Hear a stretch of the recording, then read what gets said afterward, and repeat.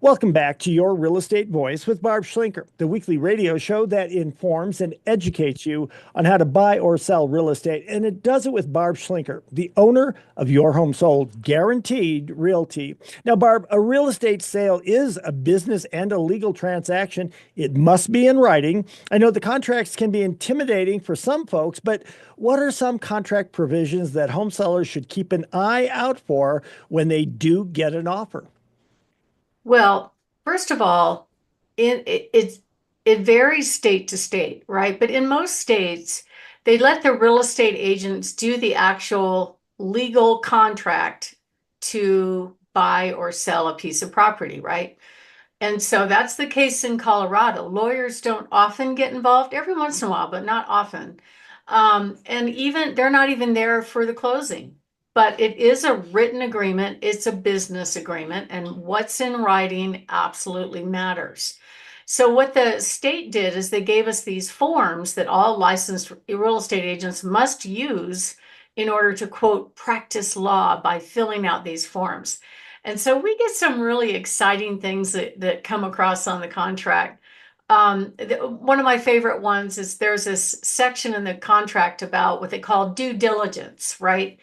And some of these agencies got a lawyer to write these bizarre paragraphs in there. What it was supposed to mean was, okay, if you're buying a rental property, send me a copy of the leases before I'm committed to it. Let me review them, that kind of thing. But it became this free form, and they start asking for all kinds of stuff: a copy of every appliance manual, a copy of every permit, which is available publicly, a copy of every inspection you've ever done. Oh, by the way, and you have to disclose anything that affects the future value of the property or the buyer's future use. How would you like that one, Richard? I would not like that at all. And that's why I recommend people talk to you and especially just like now, listen to you and your real estate voice. Well, but at the bottom line is they got to read it, right? Read what's in there. And the way the state views it is the consumer has to beware. Like, the consumer is on the hook for signing an agreement. There actually is no obligation for the agent to explain it to them, although I always do, unless they tell me not to, because I want them to feel very comfortable with what they're signing. When you're a buyer, you've got 8 or 10 ways to back out of the contract. You could change your mind if you don't like the paint color at the end of the transaction. You could walk away at closing and get your earnest money back the way these state forms are written, but not so much for the seller. You're basically on the hook to wait the whole process out no matter what happens. So I've had two in the past two transactions I closed in which the lender, for various stupid reasons, could not close on time.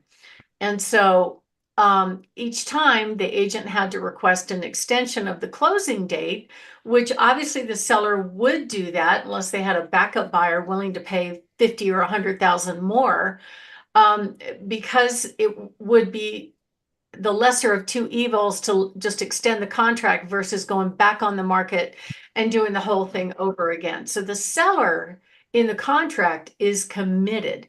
So what I mean by that, there's a couple of provisions in there that say if the seller defaults, meaning if the seller changes their mind at any point in the contract, then the buyer could take them to court, get damages, or get both and make them sell. So why is there such a big stick on the seller? Well, the reason is, let's say, especially when the prices are climbing, which is not the case right now. Let's say they accepted a contract for a house that just put a middle number of 550,000, right? And everything's fine. A week goes by and somebody else brings an offer for 600,000 cash. So the seller could take that contract, but only in a backup because they've already committed to the first buyer at 550. All right. And they have to wait for buyer number one to either open the door to crash the contract, meaning if they don't reach agreement on inspection repairs, or they ask for stuff like they ask for a price concession over an appraisal or something like that. Those are the only two doors that the seller has to get out. That is it. They're they're basically committed to waiting the process out until the closing date, and then they can walk away. So if the backup buyer offering 600,000, they would have to wait the whole month or so for the contract to close before they have an opportunity at it, right? But that whole concept within the contract is designed to prevent the seller from being wishy-washy to say, oh, okay, I accepted your 550 and 2 weeks later I get 600,000. Well, let me just get rid of buyer number one and I'll pivot to buyer number two at 600,000.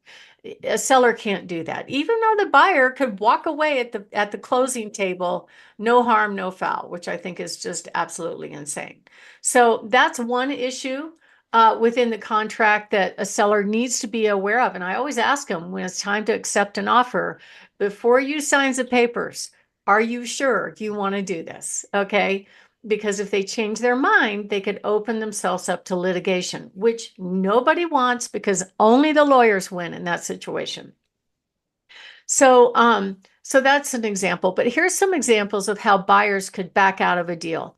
If they have to get approved for a loan, they could back out if they don't like their loan. They could back out if they don't like the title work. They could back out if they don't like the survey. They could back out if they don't like the HOA. They could back out over the inspection. And it doesn't have to be anything that's broken. It could just be they don't like a paint color.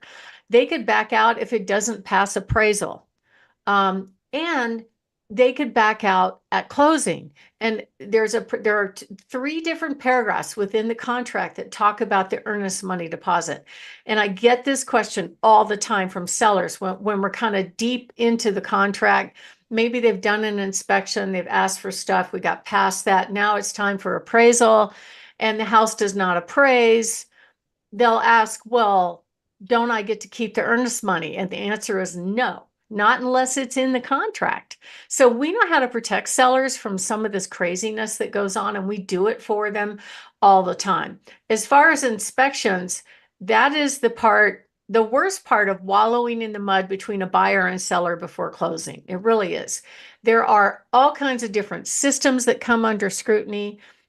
You could let me give an example. I've got one closing right now where we were under contract with a contingent, really not ready to buy buyer, but they went ahead and did an inspection and they asked for all the stuff. So we didn't reach agreement on inspection. There was one item that cost $1,500. The seller said, I'm not going to pay for it. So the buyer thought they had leverage, even though they had a house to sell that was overpriced on the market that was not selling. And so they came back and said, well, if we don't get what we want, we're going to walk away. And so we're like, okay, bye-bye. And so they walked away because I was worried. And I told the seller, they're kind of like, well, maybe we should, love on this buyer. I said, that buyer is not going to be able to close while we're still young because the house that's on the market is at least 125,000 over current market value. And I don't know what seller is going to be able to change their mind about what they think their home is worth in order to get it sold. I know what it's worth based on what I can see and what I'm selling all the time, but it doesn't matter. It's not my client, it's some other agent's client. So I knew that house wasn't going to sell and they weren't going to be able to get to the finish line. I even verified with the lender, hey, is it possible for them to buy this home without selling their current home? And the answer was no, no, no. And I'm like, all right. So we blew up over inspection, meaning the buyer and seller did not reach agreement.